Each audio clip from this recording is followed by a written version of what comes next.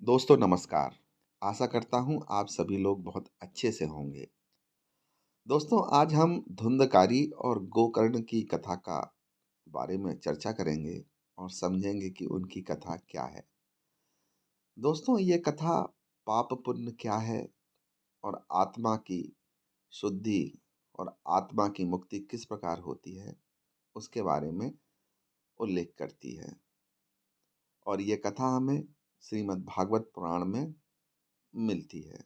मैं इस कथा को भी सरल शब्दों में वर्णन करूंगा जिससे कि सभी जन सामान्य इस कथा को समझ सकें। कई बार भागवत पुराण की को स्मरण करते समय कथा तो सुनते हैं लेकिन हमें समझ नहीं आती कि वास्तव में कथा थी क्या और किसके बारे में चर्चा हो रही थी। तो आइए मित्रों, हम इस कथा की शुरुआत करते हैं। बहुत समय पहले की बात है। तुंगभद्रा नदी के किनारे एक ब्राह्मण आत्मदेव रहते थे। आत्मदेव की पत्नी का नाम धुंधली थी।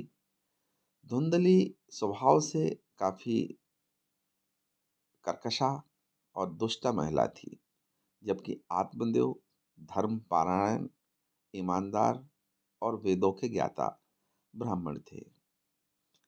आत्मदेव और धुंधली को केवल एक ही कष्ट था कि उनके कोई संतान न थी और रह रहकर ये दुख उन्हें सताता रहता था।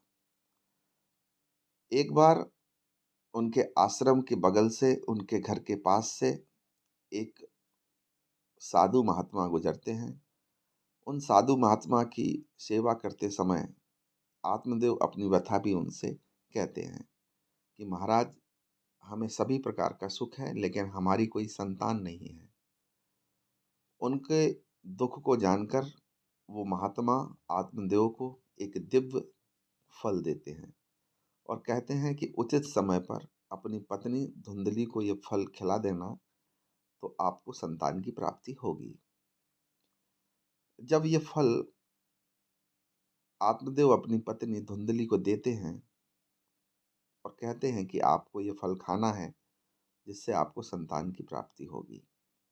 फल लेने के बाद आत्मदेव की पत्नी धुंधली अपनी बहन से चर्चा करती है और कहती है कि इस फल को खाने के बाद मुझे संतान की प्राप्ति होगी।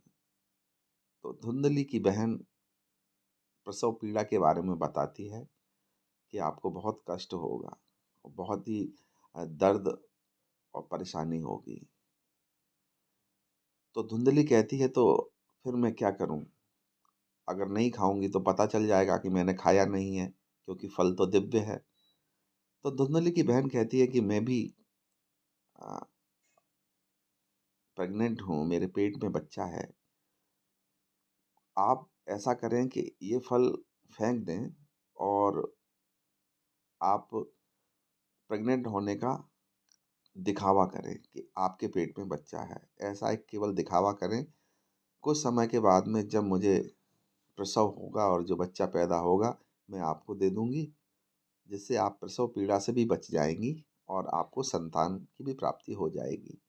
धुंधली को ये वाली बात बहुत अच्छी लगती है और वो जो फल था जो साधु महात्मा ने आत्मदेव को दिया था वो अपने घर में रहने वाली गाय को खिला देती हैं और प्रेग्नेंट होने का दिखावा और नाटक करने लगती हैं। कुछ समय के बाद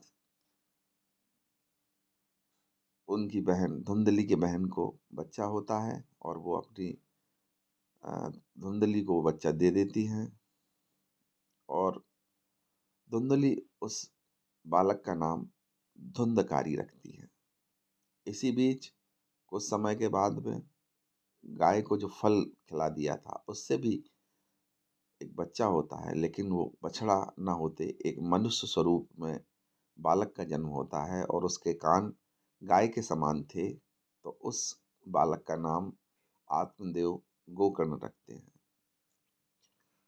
धुंधकारी स्वभाव से दुष्ट, पापी, बुरे कर्म करने वाला बालक था। बचपन से ही वो बुरी बुरी संगतों में पड़कर बुरे कर्म करने लगा था वहीं बालक गोकर्ण धर्मपरायण, ईमानदार और ईश्वर भक्त था और सुबह शाम ईश्वर भक्ति में लगा रहता था। धुंधकारी अपने इंद्रिय सुख में लगा रहता था। उनके क्रियाकलापों को देखकर आत्मदेव धुंधकारी के क्रियाकलापों को देखकर आत्मदेव वन में चले जाते हैं, जबकि उनकी जो माता थी धुंधकारी की, धुंधली, एक दिन कुएं में गिरकर उनकी भी मृत्यु हो जाती है। अब तो धुंधकारी को समय ही समय था। वो घर में वेश्याओं को बुलाने लगता है, बुरे बुरे कर्म करने लगता है, शराब पीने लगता है, जुआ खेलने लगता है, चोरी करने लगता है, वेश्यागामी हो गया था, वेश्याओं को घर में ही रखने लगा था। एक बार जब गोकर्ण जंगल में तपस्या और पूजा के लिए गए हुए थे, इसी बीच वेश्याओं ने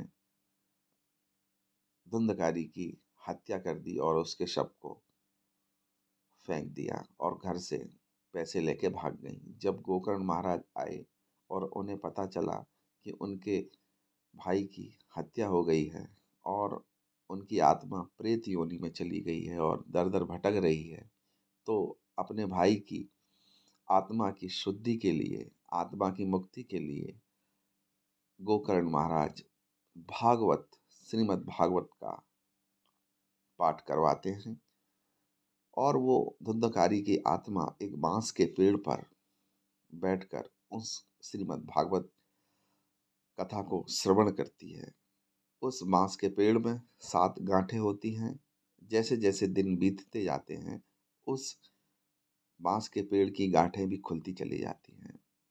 पहले दिन में पहली गांठ, दूसरे दिन में दूसरी गांठ, इस तरह 7वें दिन में 7वीं गांठ भी खुल जाती है। इस प्रकार श्रीमद् भागवत पुराण की कथा सुनने के बाद धुंधकारी की आत्मा की मुक्ति होती है। बैकुंठ से एक विमान आता है, उस विमान में धुंधकारी को बैठाया जाता है और वो ईश्वर लोक में चले जाते हैं।